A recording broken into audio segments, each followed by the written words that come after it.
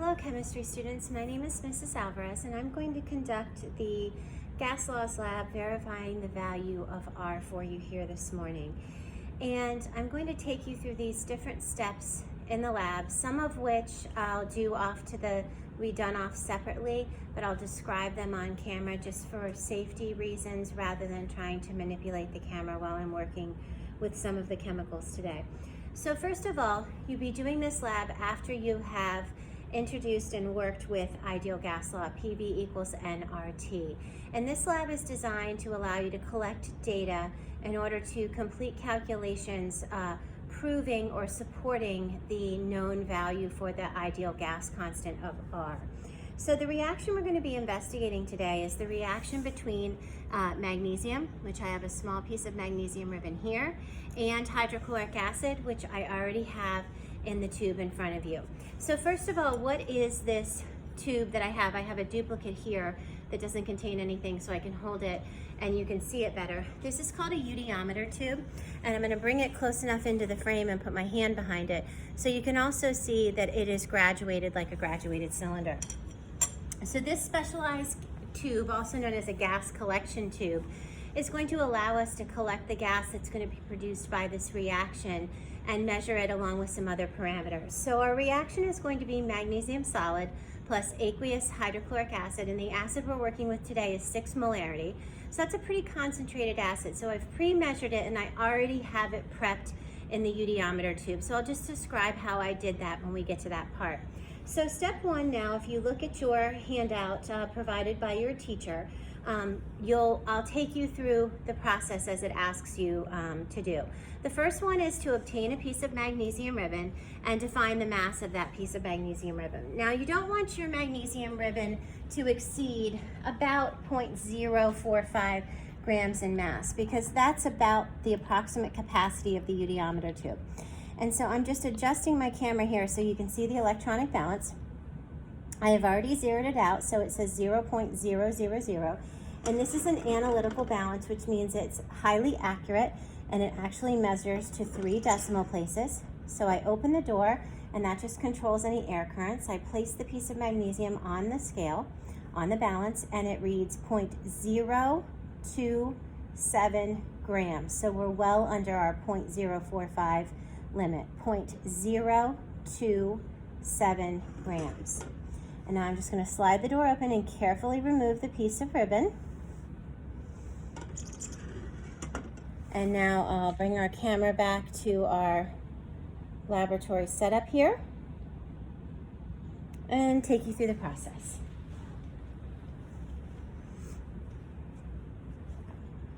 So what I did to prepare the hydrochloric acid setup, and then we'll get back to the magnesium in a moment, is I added approximately 10 milliliters of hydrochloric acid to the bottom of this Udeometer tube, and then I carefully and slowly filled it the rest of the way to its capacity, all the way to the top, with regular tap water.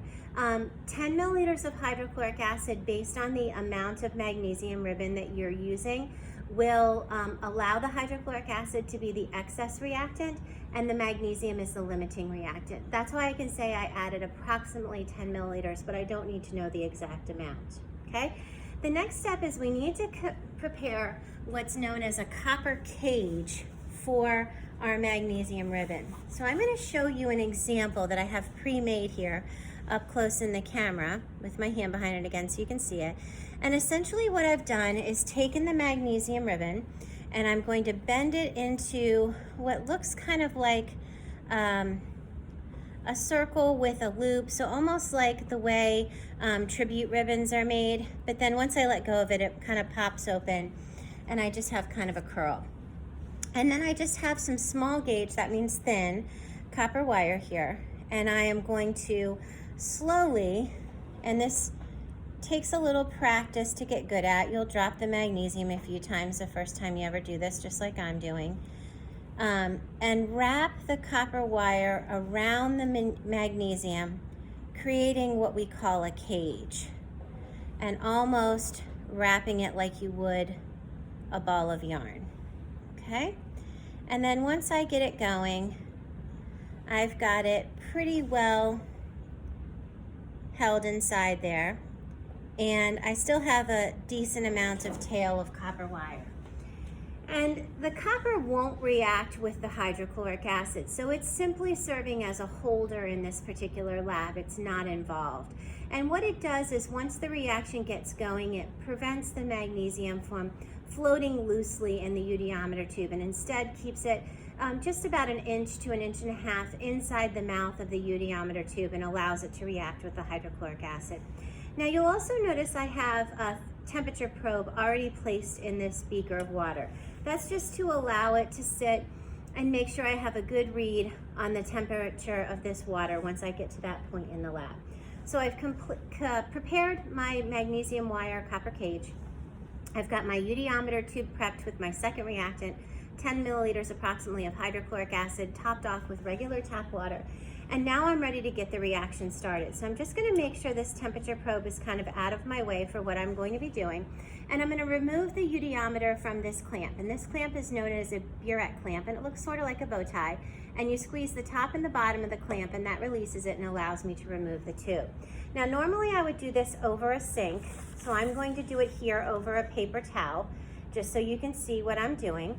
And I'm going to take my copper wire magnesium assembly, and I'm going to insert it into the top of the Udeometer tube. Again, about 1 inch to 1.5 inches down inside the tube, but still well above the last graduation mark. And I've bent the copper wire over the side, and now I'm holding it with my thumb. And then I'm going to use a small stopper that has a single hole. And I'm going to place it gently into the Udeometer tube, which is going to cause some water to spill out, which is why you would normally do this over a sink. And then I'm going to give the stopper a quick twist. And that just kind of locks it in there without pressing too hard and breaking the tube, and pinches the wire against the side. Then I'm going to put my pointer finger over the hole in the stopper. I'm going to invert it and then place it into the clamp on this side of my apparatus now. So my stopper will be immersed under the water, and I'm going to do that all as one quick motion. So again, I'm going to flip, immerse, clamp, and then let go. And I want to do all of this without allowing any air to enter the tube.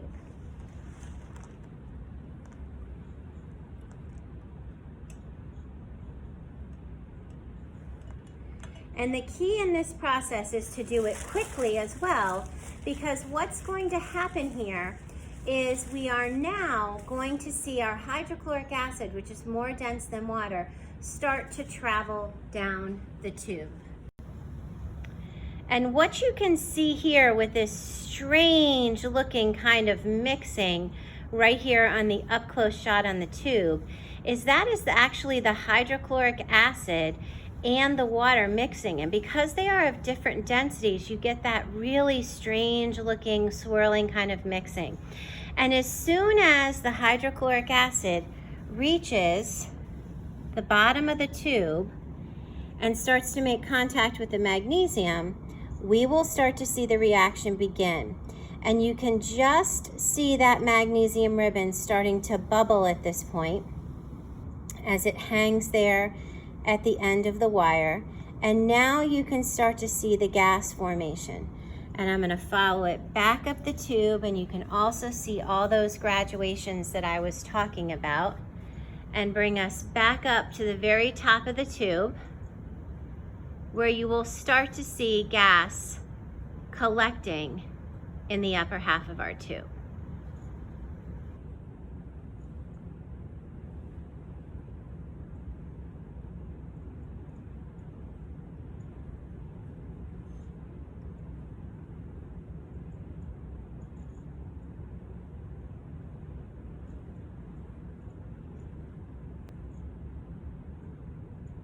And now you can see the reaction is slowly coming to a halt. That is because we have utilized or reacted all of the original magnesium ribbons. I'm going to tilt this down again so you can see at the bottom of the frame. You should be able to see the stopper and the copper wire that's remaining, but no remaining magnesium ribbon. Now you'll notice there's still some bubbling going on in the tube, but it's very small bubbles as compared to what we had moments ago. So this is where we want to give a little bit of time for for the rest of those tiny bubbles to travel up and collect with the remaining hydrogen gas in the tube, so we get as accurate of a reading as possible. But in the interim, while we're waiting on that, we can take care of a couple of other measurements.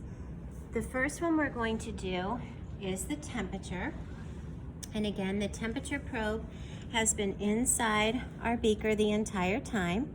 So now I'm going to move this into the frame so that you can see the readout on the screen. And this is in degrees Celsius, and this is a Vernier Lab Quest with the attached temperature probe. And the temperature is reading back and forth between 20.7 and 20.8. It looks like it's going to hold here at 20.7. So your temperature should be 20.7 degrees Celsius. And now we can go ahead and remove the temperature probe.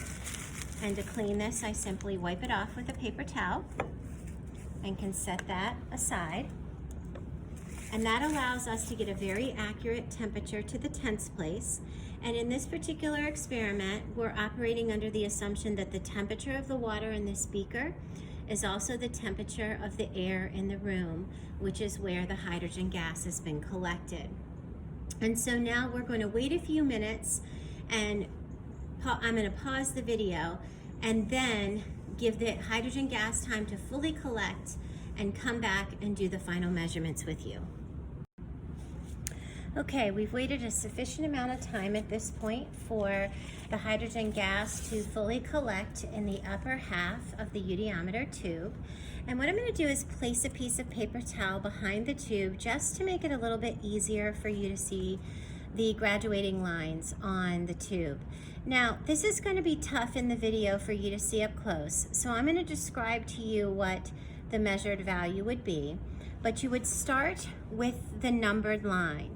So 28 is the closest numbered line because, again, we're measuring the gas, not the water.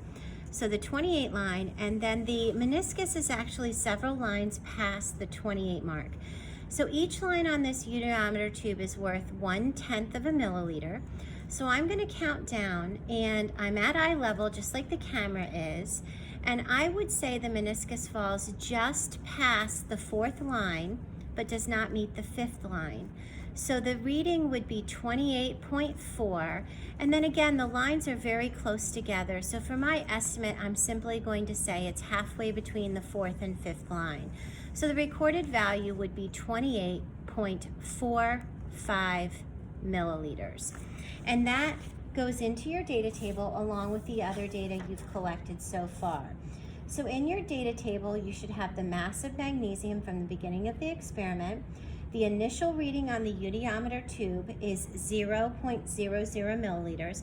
The only way you'd have an initial reading is if you had air bubbles in your tube, which we did not.